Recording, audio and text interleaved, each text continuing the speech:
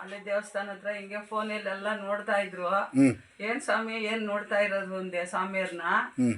ಹಂಗೆ ಒಂದ್ ಪಾಪ ಸ್ವಾಮಿಯರು ಅವಮ್ಮ ಸುಳಿ ಇಟ್ಲ మీ ఎట్లా వాళ్ళకంతా దావ చేస్తా ఉండారు.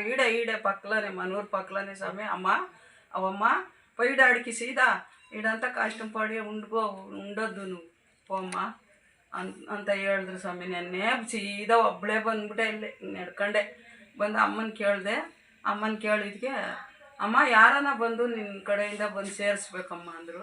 ಅಮ್ಮ ನನಗಿಲ್ಲಿ ಯಾರೂ ಇಲ್ಲಮ್ಮ, ಅದೇ ಅಲ್ಲ ಒಬ್ರು ಅವರೇ, ಕೇಳ್ತೀನಿ ಅವ್ರನ್ನ, ಕೇಳಿ ಕರ್ಕೊಂಬಂದರೆ ಬರ್ತೀನಿ ಅಮ್ಮ ನಾನು ಅಂದೆ. ಆಮೇಲೆ ಬೆಳಗ್ಗೆ ರಾತ್ರಿ ಕೇಳಿದ್ಕೆ ಅವರು ಇದು ನಮ್ಮದು ಫೋಟೋ ಆಧಾರ್ ಕಾರ್ಡ್ ಎಲ್ಲ ಏನು ಕೇಳ್ತಾರಮ್ಮ, ನಮ್ಮ ಹುಡುಗರು ಬೈಗಿತಾರೆ.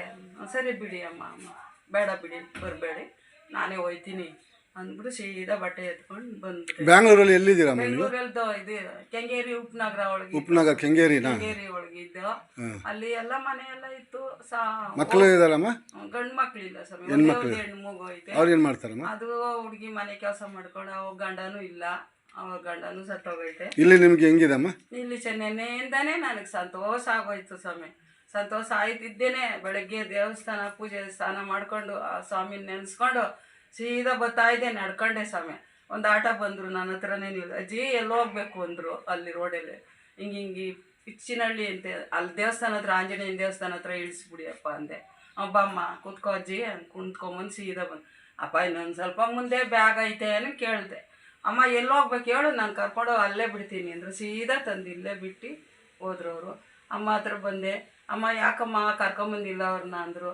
ಅವರು ಈ ಥರ ಹೇಳಿದ್ರು, ಅಮ್ಮ ನನಗೆ ಯಾರೂ ಇಲ್ಲಮ್ಮ, ಅದೊಂದು ಹೆಣ್ಮಗ, ಅದು ಬರಲ್ಲ, ಅದ್ರ ಹಣೆ ಪಡ ಹೆಂಗೋ ಆಗೋವೆ, ನಾನು ಇಲ್ಲೇ ಇರ್ತೀನಮ್ಮ, ನನ್ನ ಕಳಿಸ್ಬೇಡಿ, ನನಗೆ ಯಾರೂ ಇಲ್ಲ ಅಂತ ಕೇಳ್ಕೊಂಡೆ. ಸರಿ ಅಂತ ಒಪ್ಕೊಂಡು ಅಮ್ಮ ಸೇರಿಸಿದೆ. ನನಗೆ ಪೂಜೆ ಎಲ್ಲ ಮಾಡಿದ್ರು ಚೆನ್ನಾಗಿ. ಅದು ಸ್ವಲ್ಪ ನೆನ್ನೆಯಿಂದ ಯಾಕೋ ಚಳಿ ಜ್ವರ ಎಲ್ಲ ಗಂಟ್ಲು ಹಿಡ್ಕೊಂಬಿಟ್ಟಿದ್ದೆ. 10 ವರ್ಷದಿಂದ ನಾನು ಭಗವಂತ ನಾನು ಎಷ್ಟು ವನವಾಸ ಮಾಡಿದ್ದೀನಿ ಗೊತ್ತು ಸ್ವಾಮಿ. ಮಾಡ್ಕೊಂಡು ಅವಾಗ ಇಲ್ಲಿ ಬರ್ತಾ ಇದ್ದೆ. ಆ ಸ್ವಾಮಿನೇ ದಾರಿ ತೋರಿಸ್ಬಿಟ್ರು ಸ್ವಾಮಿ. ನನಗೆ ಇನ್ನು ಸಂತೋಷವಾಗಿರ್ತೀನಿ ಸ್ವಾಮಿ ನಾನಿಲ್ಲಿ. ಎಲ್ಲಿಂದಮ್ಮ? ರಾಯದುರ್ಗ ಬೆಂಗಳೂರ ಸಸ್ಯದ ಬಂದು ಬಿಟ್ಟರು ಮನೆ.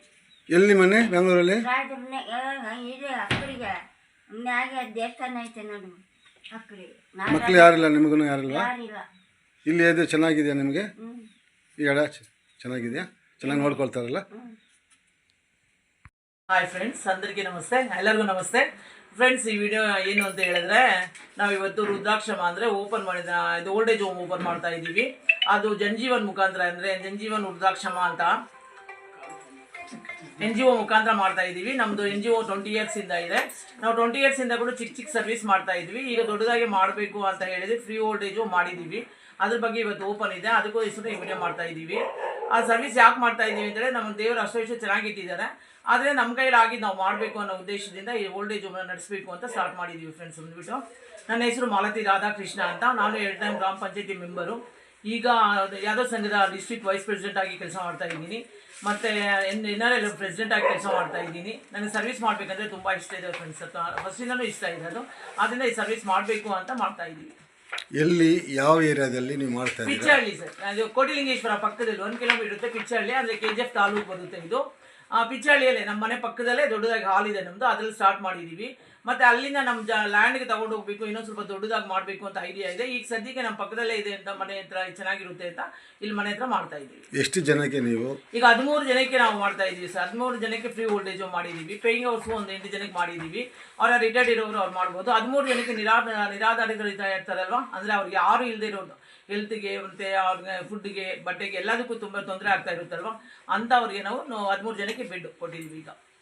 ಅಂದರೆ ಅವರಿಗೆ filter water, geyser, UPS, TV ಎಲ್ಲನೂ ಮನೇಲಿ ನಾವು ಹೆಂಗಿರ್ತೀವೋ ಅದೇ ರೀತಿ ಅವ್ರಿಗೆ ಇಟ್ಟಿದ್ದೀವಿ. ಮತ್ತು ಊಟನೂ ಅಷ್ಟೇ, ನಾವು ಏನು ಊಟ ಮಾಡ್ತೀವೋ ಅದೇ ಊಟನೇ ಅವ್ರಿಗೆ ಕೊಡ್ತೀವಿ, ಅವ್ರಿಗೆ ಮಾಡಿದ ಊಟನೇ ನಾವು ಮಾಡ್ತೀವಿ. ಸೊ ಇದು ಉದ್ದೇಶ ಏನು ಮೇಡಮ್? ಉದ್ದೇಶ ಸರ್ವಿಸ್ ಮಾಡಬೇಕು ಅನ್ನೋದು. ನಾವು ಏನೋ ಒಂದು ನಾವು ಹುಟ್ಟಿದ್ದೀವಿ ಅಂದರೆ ನಮ್ಮ ಕೈಲಿ ಆದಷ್ಟು ಏನೋ ಒಂದು ಮಾಡಬೇಕು. ನನ್ನ ಚೆನ್ನಾಗಿ ದೇವ್ರು ಇಟ್ಟಿರುವಾಗ ನಮ್ಗೆ ಎಷ್ಟಿದ್ರೂ ಏನೋ ಒಂದು ಮಾಡಬೇಕು ಅನಿಸ್ತಾ ಇರುತ್ತೆ. ಅದರಲ್ಲಿ ಸರ್ವಿಸು ಒಂದು ಚಿಕ್ಕದಾಗಿ ಮಾಡಬೇಕು ಅನ್ನೋ ಉದ್ದೇಶ ಅಷ್ಟೇ. ಸೊ ಇದಕ್ಕೆಲ್ಲ ಖರ್ಚಿಗೆಲ್ಲ ಏನು ಮಾಡ್ತೀರಿ?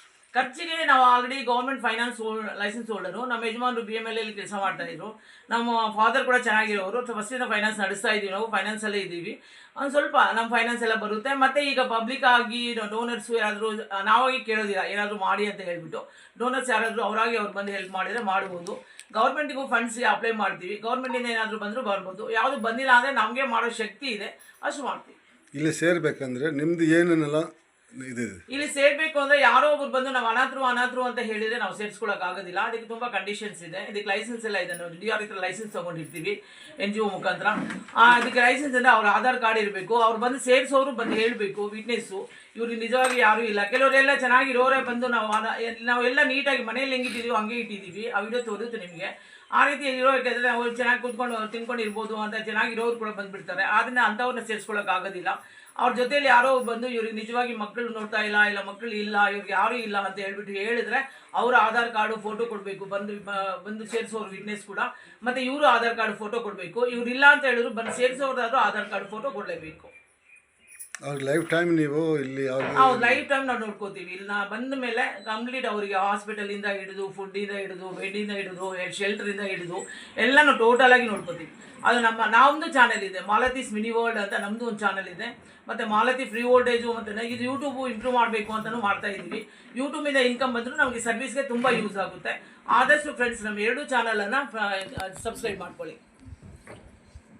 ವರ್ಲ್ಡ್ ಮತ್ತು ಮಾಲತೀಸ್ ಫ್ರೀ ಓಲ್ಡೇಜು 2 ಚಾನಲ್ ನೇಮ್ ಹಾಕಿ ಸರ್, ವಿಡಿಯೋದಲ್ಲಿ ಯೂಸ್ ಆಗುತ್ತೆ ನಮಗೆ. ಇವಾಗ ನೀವು ಇಲ್ಲಿ ಪಬ್ಲಿಕ್ ಏನು ಹೇಳಕ್ಕೆ ಬಯಸ್ತೀರಾ ಮೇಡಮ್?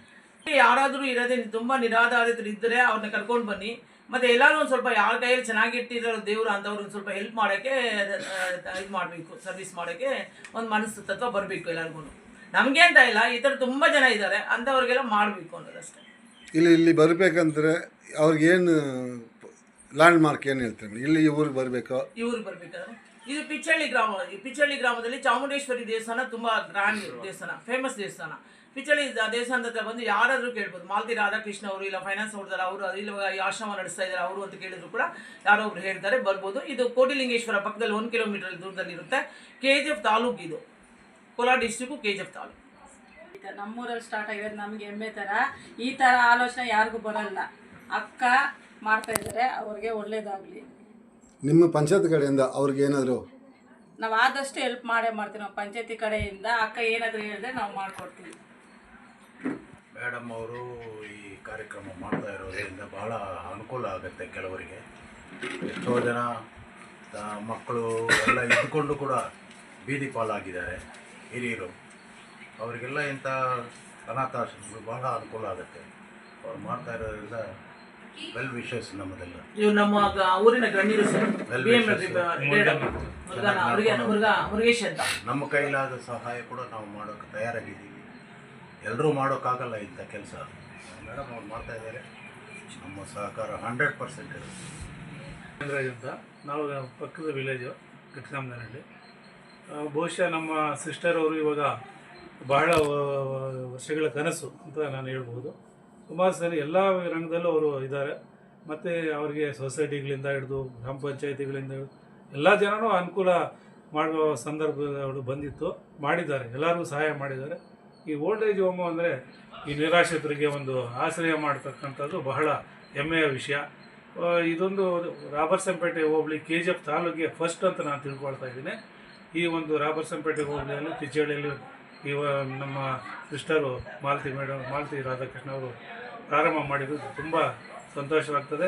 ಎಲ್ಲರಿಗೂ ಈ ಒಂದು ರಾಬರ್ಸಂಪೇಟೆ KGF ಅಥವಾ ಕೋಲಾರ ಜಿಲ್ಲೆಗೆ ಒಂದು ಯಶಸ್ಸನ್ನು ತರಲಿ. ಮತ್ತು ಇಲ್ಲಿ ಹೆಚ್ಚಿನ ನಿರಾಶ್ರಿತರು ಬಂದು ನೆಲೆಸಿ ಇಲ್ಲಿ ಸದುಪಯೋಗ ಮಾಡಿಕೊಳ್ಳಿ ಅಂತೇಳಿ ಈ ಸಂದರ್ಭದಲ್ಲಿ ಅವರಿಗೆ ಮತ್ತು ಅವರಿಗೆ ಯಶಸ್ಸನ್ನು ಕಾಣಬೇಕು. ಮತ್ತು ಅವರಿಗೆ ಈ ಸಂದರ್ಭದಲ್ಲಿ ತುಂಬ ಧನ್ಯವಾದಗಳನ್ನು ಹೇಳ್ತಾ ಇದ್ದೀನಿ. ಪಂಚಾಯತ್ ಮೆಂಬರ್ ಅವರು ಯಾರಿಗೂ ಇಂಥ ಇದು ಯೋಚನೆಗಳು ಬರೋಲ್ಲ. ಈ ಕಾಲದಲ್ಲಿ ತನ್ನ ಮಕ್ಕಳನ್ನ ಯಾರು ತಂದೆ ತಾಯಿ ಯಾರು ನೋಡ್ಕೊಳ್ಳೋಕ್ಕಲ್ಲ. ಅಂಥದ್ರಲ್ಲಿ ಒಳ್ಳೆ ಇದು ಕೊಟ್ಟಿದ್ದಾರೆ ದೇವರು. ಅವ್ರಿಗೆ ಅಷ್ಟಾರೋಗ್ಯ ಕೊಟ್ಟು ಇನ್ನೂ ತುಂಬ ಬೆಳೀಲಿ ಅಂತ ನಾನು ನಮ್ಮ ಕಡೆಯಿಂದ ನಾವು ಗ್ರಾಮ ಪಂಚಾಯತ್ನ ಏನು ಬೇಕೋ ಸ್ವಲ್ಪದೆಲ್ಲ ನಾವು ಏನು ಬೇಕಾದ್ರೆ ನಾವು ಮಾಡಿಕೊಡ್ತೀವಿ. ಅಷ್ಟು ಆರೋಗ್ಯ ಕೊಟ್ಟು ಚೆನ್ನಾಗಿ ಇನ್ನೂ ಮುಂದಕ್ಕೆ ಹೋಗಲಿ ಅಂತ ಆಗುತ್ತೆ. ಎಲ್ರಿಗೂ ಫಸ್ಟು ಮಾಲತಿ ಮೇಡಮ್ ಅವರಿಗೆ ನಾವು ಧನ್ಯವಾದಗಳು. ಯಾಕಂದರೆ ಈ ಐಡಿಯಾ ಅವ್ರ ಮೈಂಡಲ್ಲಿ ಹೆಂಗೆ ಬಂತು ಅಂತ ನಮ್ಗೆ ಗೊತ್ತಿಲ್ಲ. ಇದು ದೇವರೇ ಏನೋ ಅವ್ರ ಮೈಂಡಲ್ಲಿ ಹಿಡಿದು ಅವ್ರಿಗೆ ಐಡಿಯಾ ಕೊಟ್ಟಿದ್ದು ಭಾಳ ಒಳ್ಳೆಯದು. ಹಿರಿಯವರಿಗೆ ಇದು ಒಳ್ಳೆಯದಾಗಲಿ ಅಂತ ನಮ್ಮ ಕಡೆಯಿಂದ ಏನು ಸಪೋರ್ಟ್ ಆದರೂ ನಾವು ಮಾಡೋಕ್ಕೆ ತಯಾರಾಗಿದ್ದೀವಿ. ಮಾಜಿ ಅಧ್ಯಕ್ಷರು ಅವಾಗ ಅವರು ಅಧ್ಯಕ್ಷ ಆಗಿದ್ದರು. ಮಾಡ್ತಾರೆ ಉಂಟು ಇಂಥ ಉದ್ದೇಶ ಮಾಡಬೇಕು ಅಂದರೆ ಒಳ್ಳೆಯವರು ಬಡವರಿರ್ತಾರೆ, ಅನಾಥರಿರ್ತಾರೆ, ಯಾರಿಗೆ ಅಂತ ಒಳ್ಳೆಯ ಕೆಲಸ ಮಾಡ್ತಾರೆ. ನಾವು ಸಹಾಯ ಮಾಡ್ತೀವಿ. ಏನು ಬೇಕೋ ಏನು ಸಹಾಯ ಮಾಡಿದ್ದು ನಾವು ತಯಾರಾಗಿದ್ದೀವಿ. ನೀವು ಒಂದು ಸೀನಿಯರ್ ಸಿಟಿಸನ್ ಆಗಿ ಇದ್ಕೊಂಡು ಅವ್ರ ಮಕ್ಳಿಗೆ ಏನು ಹೇಳ್ತೀರಾ? ಯಾರ ಮಕ್ಕಳಿಗೆ ಈ ಥರ ಬಂದು ಅನಾಥ ಆಶ್ರಮ ಸೇರಿಸ್ತಾರಲ್ಲ, ಅವರು ಬಡವರಾಗಿದ್ದರೆ ಕೇಳ್ಕೊಂಡ್ರು ಅನಾಥ ಆಶ್ರಮದಿದ್ದರೆ ಕೆಳಗಿದ್ದಾರೆ ಅಂತ ಅವ್ರಿಗೆ ಹೇಳ್ತಿದ್ದೆ. ಅನಾಥ ಇದ್ದರೆ ಸೇರ್ಕೊಳ್ಳಿ, ಇಲ್ಲದ್ರೆ ಅಷ್ಟು. ಎಲ್ಲರಿಗೂ ನಮಸ್ತೆ. ನನ್ನ ಹೆಸರು ಆಶಾ ಅಂತ. ಮಾಲತಿ ಮೇಡಮ್ ಅವರ ದೊಡ್ಡ ಮಗಳು ನಾನು. ಇವ್ರು ನಮ್ಮ ತಂಗಿ ಅನುಷಾ ಅಂತ, ಚಿಕ್ಕ ಮಗಳು. ಈಗ ನಮ್ಮ ಅಮ್ಮವ್ರು ಮಾಡ್ತಾಯಿರೋ ಸರ್ವಿಸ್ ಅಂದರೆ ನಮಗೂ ತುಂಬ ಇಷ್ಟ ಆಯಿತು. ಅದರಿಂದ ಅವರು ಏನು ವರ್ಕ್ ಮಾಡಲಿ ಅವರಿಂದ ನಾವು ಇದ್ದೇ ಇರ್ತೀವಿ, ಕಂಪಲ್ಸರಿ ಇದ್ದೇ ಇರ್ತೀವಿ. ಅಂದರೆ ಒಂಥರ ಓಲ್ಡ್ ಯಾರು ತಾಯಿ ಅಪ್ಪ ಅಮ್ಮ ಮಕ್ಕಳು ನೋಡದೇ ಇರೋರು ಅಂಥವ್ರನ್ನೆಲ್ಲ ನೋಡಬೇಕು ಅಂತ ಅವ್ರು ಡಿಸೈಡ್ ಮಾಡಿದ್ದಾರೆ. ನಾವು ಅದಕ್ಕೆ ಹೆಲ್ಪ್ ಮಾಡ್ತೀವಿ, ಚೆನ್ನಾಗಿ ನೋಡ್ಕೊತೀವಿ. ನಿಮ್ಮ ಅಮ್ಮಗೆ ಈ ಥರ ಒಂದು ಆಸೆ ಬಂದಿದೆ ಈ ವಯಸ್ಸಲ್ಲಿ, ಅದ್ರ ಬಗ್ಗೆ ನೀವು ಹೇಳ್ತೀವಿ? ಅಂತ ಅಲ್ಲ, ಅವರು ಇವಾಗಲೂ ಅಷ್ಟೇ ಪ್ರತಿಯೊಂದು ಸರ್ವಿಸ್ ಮಾಡ್ತಾನೆ ಇರ್ತಾರೆ. ಇವಾಗ ನಮ್ಮದೇ ಒಂದು ಮಾಡ್ತಾ ಇದೀವಿ, ಸ್ವಂತವಾಗಿ ಮಾಡ್ತಾ ಇದೀವಿ. ಇಷ್ಟು ದಿನ ಎಲ್ಲೆಲ್ಲೋ ಹೋಗಿ ಮಾಡ್ತಾ ಇದ್ದೀವಿ. ಇವಾಗ ನಮ್ಮ ಹತ್ರನೇ ಎಲ್ಲ ಜನ ಬಂದು ಸೇರ್ಕೊಳ್ಳೋಂಗೆ ಅವ್ರಿಗೆ ಹೆಲ್ಪ್ ಮಾಡಬೇಕು, ಇನ್ನೂ ಏನೋ ಮಾಡಬೇಕು ಅಂತ ಅವ್ರು ದೊಡ್ಡದಾಗೆ ಪ್ಲಾನ್ ಮಾಡ್ಕೊಂಡಿದ್ದಾರೆ. ಇವಾಗ ಅಮ್ಮ ಇರುವಾಗ ಅದನ್ನು ಸ್ಟಾರ್ಟ್ ಮಾಡಿದ್ದಾರೆ. ಫ್ಯೂಚರಲ್ಲಿ ಅದರ ಇದನ್ನು ಮಾಡ್ತೀವಿ, ಅದು ಕಂಟಿನ್ಯೂಷನ್ ಇರುತ್ತೆ.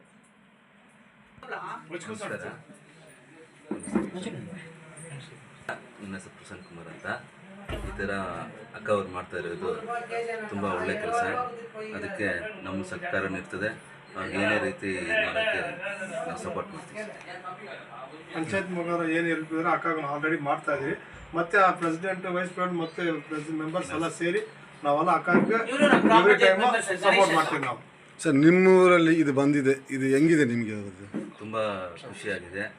ಇದು ಈ ಥರ ಮಾಡೋದಕ್ಕೆ ಎಲ್ರಿಗೂ ಆಗಲ್ಲ. ಅಕ್ಕವ್ರು ಈ ಥರ ನಿರ್ಧಾರ ತೊಗೊಂಡಿರೋದು ತುಂಬ ಒಳ್ಳೆಯ ನಿರ್ಧಾರ. ಅದಕ್ಕೋಸ್ಕರ ಅವ್ರಿಗೆ ತುಂಬ ಧನ್ಯವಾದಗಳು. ಬಂಧುಗಳೇ, ಮೊದಲಿಗೆ ಮಾಧ್ಯಮ ಮಿತ್ರರಿಗೆ ನಾವು ನಮ್ಮ ಕಿಚ್ಚಳ್ಳಿ ಗ್ರಾಮದ ಪರವಾಗಿ ಈ ಒಂದು ಟ್ರಸ್ಟ್ನ ಪರವಾಗಿ ಹೃತ್ಪೂರ್ವಕವಾದ ಧನ್ಯವಾದಗಳನ್ನು ತಿಳಿಸ್ತಾ ಇದ್ದೀವಿ. ಬಂಧುಗಳೇ, ಏನು ಇವತ್ತು ದಿವಸ ಕೋಲಾರ ಜಿಲ್ಲೆ KF ತಾಲೂಕು ಘಟ್ಕಾಮನಹಳ್ಳಿ ಗ್ರಾಮ ಪಂಚಾಯತಿ ವ್ಯಾಪ್ತಿಗೆ ಬರುವ ಕಿಚ್ಚಳ್ಳಿ ಗ್ರಾಮದಲ್ಲಿ ಜನಜೀವನ ಮಹಿಳಾ ಕ್ಷೇಮಾಭಿವೃದ್ಧಿ ಸಂಘದ ಅಧ್ಯಕ್ಷರು ಆದಂತಹ ಮಾಲತಿ ರಾಧಾಕೃಷ್ಣ ಅವರು ಯಾರು ಮಾಡದಂತಹ ಕೆಲಸ ಇವತ್ತು ಅವರು ಈ ಊರಲ್ಲಿ ಮಾಡ್ತಾ ಇದ್ದಾರೆ. ಅವರಿಗೆ ನನ್ನ ಪರವಾಗಿ, ನಮ್ಮ ಗ್ರಾಮದ ಪರವಾಗಿ, ನಮ್ಮ ಗ್ರಾಮದ ಎಲ್ಲ ಜನರ ಪರವಾಗಿ ಹೃತ್ಪೂರ್ವಕವಾದ ಧನ್ಯವಾದಗಳನ್ನ ತಿಳಿಸ್ತೀನಿ. ಬಂಧುಗಳೇ, ಈ ಸಮಾಜದಲ್ಲಿ ಸುಮಾರು ನಮ್ಮ ಭಾರತ ದೇಶ ಆಗ್ಬೋದು, ಕರ್ನಾಟಕ ರಾಜ್ಯ ಆಗ್ಬೋದು, ಕೋಲಾರ ಜಿಲ್ಲೆ ಆಗ್ಬೋದು, ಎತ್ತ ತಂದೆ ತಾಯಿನ ಸಾಕಕ್ಕೆ ಎಷ್ಟೋ ಬಡವರಿದ್ದಾರೆ. ಅಂಥದ್ರಲ್ಲಿ ಇಂಥ ವೃದ್ಧಾಶ್ರಮನ ಓಪನ್ ಮಾಡಿ, ಈ ಉದ್ಘಾಟನೆ ಮಾಡಿ, ಲೋಕಾರ್ಪಣೆ ಮಾಡಿ, ವೃದ್ಧಾಶ್ರಮರಿಗೆ ವಯಸ್ಸಾದವರಿಗೆ ಸೇವೆ ಮಾಡೋದನ್ನೋದು ಅಷ್ಟೊಂದು ಸಾಮಾನ್ಯ ವಿಷಯ ಅಲ್ಲ. ಅದು ನಾವು ಮನೆಯಲ್ಲಿ ಒಬ್ಬರನ್ನ ಸಾಕೋದೇ ಕಷ್ಟ, ಇಲ್ಲಿ 100 ಜನ ಬರ್ತಾರೆ, ಅವನ್ನೆಲ್ಲ ಸಾಕೋದಂದರೆ ಅಷ್ಟೊಂದು ಸರಿಸಾಮಾನ್ಯವಾದ ವಿಷಯ ಅಲ್ಲ. ಸೊ ಏನೋ ಈ ಸಮಾಜದಲ್ಲಿ, ಏನೋ ನಾವು ದೇಶದಲ್ಲಿ ಹುಟ್ಟಿದ್ವಿ, ನಾವು ಈ ಒಂದು ಮನುಷ್ಯನ ಜನ್ಮ ಎತ್ತಿದ್ದೀವಿ. ಈ ಸಮಾಜಕ್ಕೆ ಏನೋ ಒಂದು ಒಳ್ಳೇದು ಮಾಡಬೇಕು ಅಂತ ಮನಸ್ಸಿಟ್ಟು ಅವ್ರ ಮನಸ್ಸು ದೊಡ್ಡದಿದೆ ನೋಡಿ, ಅದು ದೊಡ್ಡ ವಿಷಯ. ಆ ಮನಸ್ಸಿರೋರಿಗೆ ಎಲ್ರಿಗೂ ಬರಲ್ಲ, ಕೆಲವ್ರಿಗೆ ಮಾತ್ರ ಬರುತ್ತೆ ಆ ಒಂದು ಮನಸ್ಸನ್ನು. ಇಷ್ಟು ವರ್ಷಗಳ ಕಾಲ ಅವರು ಸುಮಾರು ವರ್ಷಗಳಿಂದ ಪ್ರತಿಯೊಂದು ಹಳ್ಳಿಗೆ ಹೋಗಿ ಬಡವರಿಗೆ ಸಹಾಯ ಮಾಡೋದು, ಓದೋರಿಗೆ ಸಹಾಯ ಮಾಡೋದು, ಎಜುಕೇಷನ್ ಸಹಾಯ ಮಾಡೋದು, ಎಲ್ಲ ರೀತಿಯಲ್ಲೂ ಸಹಾಯ ಮಾಡ್ಕೊಂಡು ಬಂದರು. ಸೊ ನಾನು ಏನೋ ಈ ಒಂದು ವೃದ್ಧಾಶ್ರಮವನ್ನು ಸ್ವಂತವಾಗಿ ಮಾಡಬೇಕು ಅನ್ನೋ ಆಲೋಚನೆ ಬಂದು ಅವರ ತಂಗಿಯಾದಂಥ ಮಂಜುಳಾ ಮೇಡಮ್ನವರು ಪಲ್ನೇರಲ್ಲಿ ಒಂದು ವೃದ್ಧಾಶ್ರಮ ಓಪನ್ ಮಾಡಿದ್ದಾರೆ. ಅವರ ಮಾರ್ಗದರ್ಶನ, ಅವರ ಇಂಪ್ರೆಸ್ಸಿಂದ ಅವರು ಇಲ್ಲಿ ನಮ್ಮೂರಲ್ಲಿ ಮಾಡ್ತಾ ಇದ್ದಾರೆ ಅಂದರೆ ಅವ್ರಿಗೆ ನಾವು ತುಂಬ ಧನ್ಯವಾದಗಳು ಹೇಳಬೇಕು. ಬಂಧುಗಳೇ, ನಾನೊಬ್ಬ ಕಲಾವಿದನಾಗಿ ನನಗೊಂದು ಆಲೋಚನೆ ಬಂತು. ಏನಂದರೆ, 1-2 ಲೈನು ಹಾಡನ್ನು ಹೇಳೋಕ್ಕೆ ಇಷ್ಟಪಟ್ಟು, ಹಾಡು ಮುಖಾಂತರ ತಮಗೆ ಸಮಾಜಕ್ಕೆ ಒಂದು ಒಳ್ಳೆಯನ್ನು ಹೇಳಬೇಕು ಅನ್ನೋ ಇಚ್ಛೆಯಿಂದ ನಮ್ಮ ಕರ್ನಾಟಕದ ಗಾನಕೋಗಿಲಾದಂತಹ C. ಅಶ್ವಥ್ ಅವರು ಒಂದು ಹಾಡನ್ನು ಬರೆದಿದ್ದಾರೆ. ಅದು ಇಡೀ ಸಮಾಜಕ್ಕೆ ನಾವು ಏನಾದರೂ ಮಾದರಿ ತಗೋಬೇಕು, ಏನಾದರೂ ನಾವು ಸಮಾಜಕ್ಕೆ ಏನಾದ್ರು ಕೊಡಬೇಕಂದ್ರೆ ಈ ಹಾಡೊಂದು ಕೇಳಿದ್ರೆ ಸಾಕು. ಹಾಡಿನ ಮುಖಾಂತರ ಈ ಒಂದು ನಮಗೆ ತಿಳಿಸ್ತಾ ಇದ್ದೀನಿ. ಸ್ವರ್ಗ ನರಕ ಎಲ್ಲ ಮೇಲಿಲ್ಲ ಕೇಳು ಜನಕ, ಇಲ್ಲೇ ಕಾಣಬೇಕು ಉಸಿರಿರುವ ಕೊನೆಯ ತನಕ. ಏ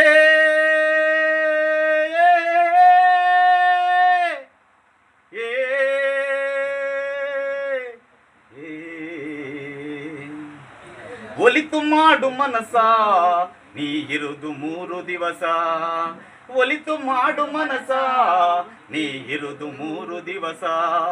ಉಸಿರು ನಿಂತ ಮ್ಯಾಲೆ ನಿನ್ನ ಹೆಸರು ಹೇಳುತ್ತಾರ, ಉಸಿರು ನಿಂತ ಮ್ಯಾಗೆ ನಿನ್ನ ಹೆಸರು ಹೇಳುತ್ತಾರ. ಎಣ ಹನ್ನುತ್ತಾರ, ಮಣ್ಣಾಗ ಹೂಳುತ್ತಾರ, ಚಟ್ಟ ಕಟ್ಟುತ್ತಾರ, ನಿನ್ನ ಸುಟ್ಟು ಹಾಕುತ್ತಾರ.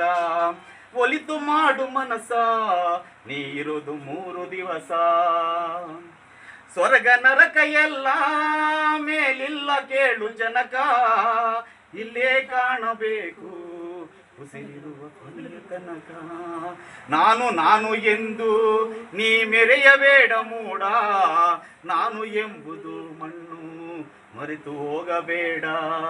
ವೇಷವೆಂಬ ವಿಷವ ಕುಡಿಯಬೇಡ ಮೂಡ, ಪ್ರೀತಿ ಅಮೃತವ ಒಮ್ಮೆ ಸವಿದು ನೋಡ.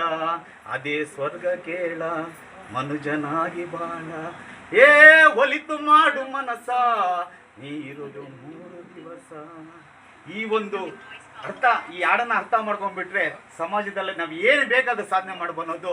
ಈ ಒಂದು ನನ್ನ ಕಲಾವಿದನಾಗಿ ಅವರಿಗೆ ಹೃತ್ಪೂರ್ವವಾದ ಧನ್ಯವಾದ ತಿಳಿಸ್ತೀನಿ. ಎಲ್ರಿಗೂ ನಮಸ್ಕಾರ.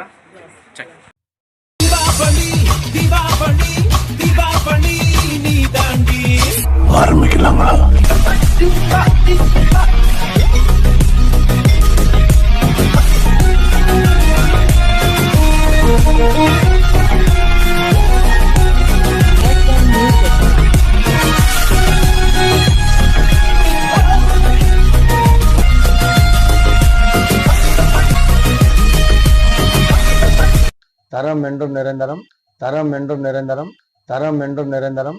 வாங்க.